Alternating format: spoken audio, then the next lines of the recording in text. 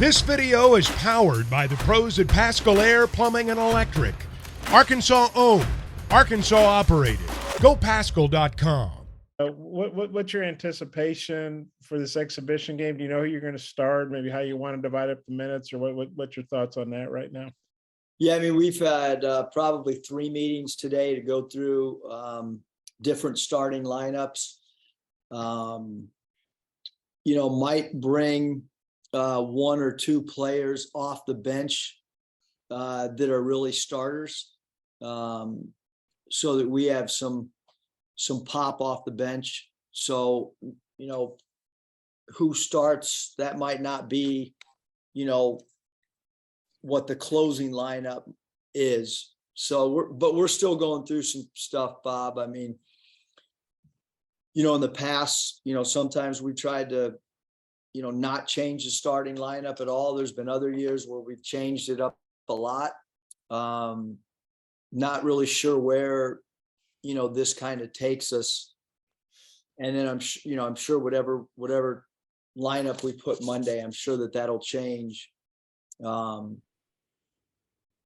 next time we compete, or sometime in the next few games. Obviously this is just one step in the evaluation process, but and obviously Texas, that'll be a bigger challenge. But just where does this fit into the evaluation process? I guess at this point of the preseason, what are you looking for out of the guys? Yeah, I mean, this is another piece. Obviously, there's been the 4 games overseas. There's been the red and white game, and then there's been all the times behind closed doors. I think sometimes, players feel like, oh, I play better in a game. Other guys, play better in practice than they do a game. No player says that I play better in practice than a game. Sometimes that's a reality with some players at all levels. But there's been so much opportunity for the players on the roster between all the practices, as well as the time that they've played in front of the public eye, which is now 5 competitions. And some guys have exceeded expectations, and maybe some guys are still trying to find their way. So, what we put out there again as a starting lineup, I'm not really sure. In the big position, not really sure. Small forward position, not really sure. So we're still trying to figure out which route we might go for Monday. Yeah, I might have a couple more, but I'll turn it back to Mike. Thanks. Curtis. Muss, I know there's not a team out there that's, a finished product in October, but just curious, how close do you think these guys are to being game ready, at a level that's maybe up to your standard? And then what do you need to see in these exhibitions that'll make you more comfortable with where they're at? Yeah, I mean, we're not defending, like I, would like us to. I mean, the truth of the matter is we play on Monday, and then we play again on Saturday, and in 2 exhibition games in less than a week. And then we have 3 home games, and then we go to Hawaii. So, I think that there's going to be a lot of eye-opening experiences for a lot of players. Out of the gate, I think that, after Monday, we'll be able to break down more film for them. And I think the more film you have from live competition, it's a little bit easier to teach off of our own video. I think when you watch practice video, it is what it, but when you go against somebody else, I think it's a little bit more eye-catching maybe. But we still got a ways to get better. But last year against a Division II team, really lucky to win probably. I thought Max Pender did a great job with his team. They were well prepared coming in here, and that was a very, very close game. last year. So we obviously grew a lot from that game until the end of the season. But our team wanted to grow too last year. I think that, that was a big part of us getting better is buy-in and being where your feet are and trying to become better each and every day. And then when it's all said and done, I guess you guys will have 7 exhibitions or scrimmages, but this will be your only one in Bud Walton. What's the importance of playing in the home arena like that? And is this going to kind of mimic what you're going to have in terms of a regular season routine for game day? Yeah, I mean, we haven't been, we're not, it's basically been closed the last week. So in a normal, normally we would play on a weekend. Normally this game would be on Friday night or Saturday.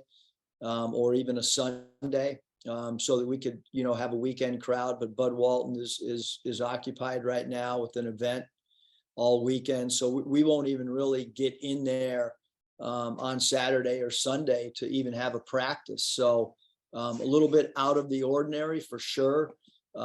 Definitely out of the ordinary to have an exhibition game on a weekday, but it'll give the guys a good opportunity. They'll have to go to class all day on Monday and then go straight from class to shoot around.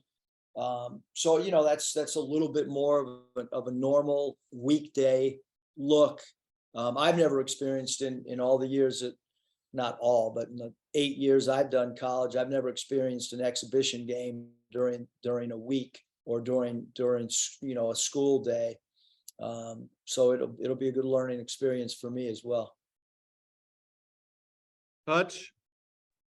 Yeah, Coach, I know one of your strengths is the scouting reports and all that stuff you do. Are you going to do that much for this exhibition, or what all goes into that thought process? We're just trying to get ourselves ready and kind of worry about ourselves, Hutch. So there will be for Texas where we'll break down their personnel but there's no film to go off this year. So we're not going to really go through any actions or personnel at all leading up to Monday's game. And then, like I said, maybe towards the end of next week, we'll probably do a little bit of Texas personnel, not as much as we normally would do at all. I mean, in my opinion, and our team has still got to be in the training camp mode. And then once exhibitions break in the NBA, that's when training camp ends. And I'm kind of looking at it the same way, that we're in training camp mode all the way until probably 2 days before our home opener. And you mentioned earlier the game last year where y'all almost lost to the Division II school. Is that something you bring up with the guys at all? Like, hey, you've still got to bring your A game or else you could get beat? No, I'll let them figure it out. A lot of them, a lot of them think that they're gamers and when the lights come on that maybe practice isn't as important as a game. So we'll let them feel their way through that process Monday and then the Texas game as well, which is why we're playing Texas in Austin is to get a good feel for the level of competition we're about to encounter. Scotty? Hey, Eric, I'm curious what might be at the forefront of your mind in these final few days before you guys face outside competition. Yeah, I think the biggest thing is 1 through 13, play to your talent level every day. That's the biggest thing, Scotty, and we're going to talk about that pre-practice a lot today, about playing to your talent level on a daily basis. I'm not sure we've done that the last 3 weeks, 1 through 13. And so we're going to talk about it. We're going to show them video. Hopefully guys are going to watch a little bit of last year's team and see how hard we played. We've spent 3 years really working to create an identity of being as hard a playing team as there is in the country. And, we certainly want that to continue this year. Earlier in the week, I talked to Kamani in Birmingham just about kind of some of the ups and downs that he's had in his time here.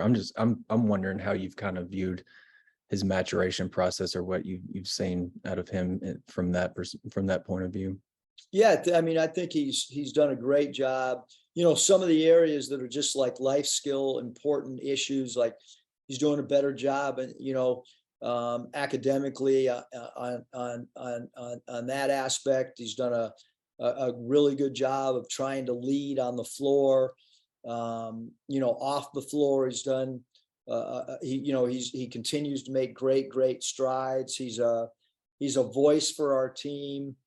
I feel like he's got really great buy-in with the coaching staff. So I think he's really, in his time here, which is what you want with all the players, is he continues to grow and in all aspects. And I mean, that's what college is about for everybody, is trying to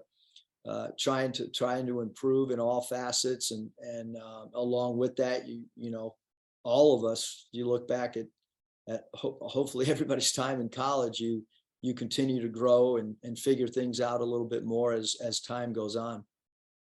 And then lastly for me, do you think, I guess, is there an element to Nick in your mind that might get overlooked when people, kind of look or talk about kind of the totality of who he is? No, I just, I think his competitiveness, stands out as, his ability to score, but I think that, Nick has had such a spotlight on him that there's probably, not a lot that hasn't been said. Again, just because he's had such bright lights on him for not just since he's gotten on Arkansas, but well before he got here. Bob? Eric, I know we touched on this in Birmingham, but the 6 new coaches, and I meant to ask you about this and forgot, but I'm going to call it the Eric Musselman effect, which is you come in and you go to back-to-back Elite Eights in 2 years. You have a pretty good first year. We obviously don't know how that would have played out with COVID, and I'm thinking these ADs are going, well, hey, look what Eric Musselman's doing. We need to do that too. So we're going to get rid of our coach and bring in a new guy, and he's going to try to do what Eric did. I'm not saying you got these guys fired. Obviously, you got to win, but do you get a sense of that?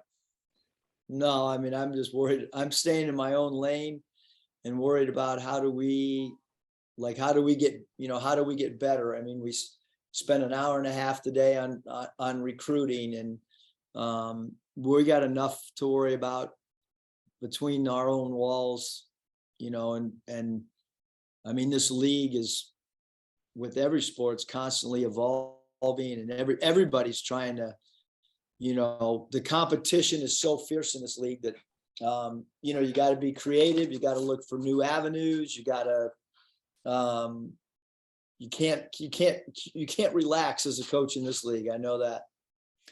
And then I get what you're saying about the 3-point shooting after the red-white game. And you guys aren't going to be the Golden State Warriors, I don't think, safe to say at this point. But talking to the guys leading up to this, I know they're getting a lot of shots up. They're working hard. We've talked about how some of those guys, like Trevin, I mean, he didn't really shoot the 3 in Europe because he got to the basket so easily. But do you think you guys can make strides as a 3-point team? I mean, be better than what you've shown thus far? Well, yeah, I think we will, just because we're not going to be playing as many guys. And so, I think that just naturally, shooting the ball, it's about, which guys shoot the highest percentage, and those guys, getting their feet set. I mean, we have learned some things, like Ricky and I just met a little bit ago. When Ricky doesn't put the ball on the ground on his 3-point shooting, he's much more effective than when he plays off the bounce from 3. So that's just a little thing that we've just learned over over the summer and time together. And I mean, he's so mature. He walked in my office today and said, Coach, I got you on putting the ball on the deck and then shooting a step back 3 as compared to my feet set. So I think as we kind of get to know the players' games, what areas they're most comfortable shooting the 3, We've certainly found just in a half court, not necessarily 3-point shooting, but the number of passes that we have on a possession will correlate with a higher shooting percentage as well. So, we just might not be a team that's a one pass shot team. We might be a team that passes it 2 or 3 times, whereas last couple of years, whether it be with Mason Jones, Isaiah Joe, or JD Note, we took a lot of quick shots at times. And I know you guys are always big on analytics, but you talked the other day about how you're doing more than ever. I would think that's got to help with the analyzing who should be taking threes from where and when and all that stuff, right? Yeah. I mean, I'm not a math major, but we got enough numbers floating around here on walls and stuff to make your head spin. But yeah, I mean, when you break it down to, the simplicity of percentages, I mean, that's the truth teller. Okay, thanks. Scotty, final question. Yeah, Eric, you guys this year are partnering with Shot Quality, right? I guess. I mean, what was kind of the thought process into, partnering with them? I guess just to learn more about the shots you're taking and which shots might be best for you and which ones might not be. Yeah, unfortunately, Scotty, I'm not the analytics coordinator of the reason behind services or, but we have wanted to continue to evolve, continue to improve, continue to search. And I know some of the guys on staff that are kind of heading the analytics department wanted to look at some new things. Shot quality becomes one of them. What's a good shot for this group of players? Where is a good shot? What point of the shot clock is a good all those things are areas that analytically we're trying to figure that out. And then how do we feed our players the information but not overload them as well?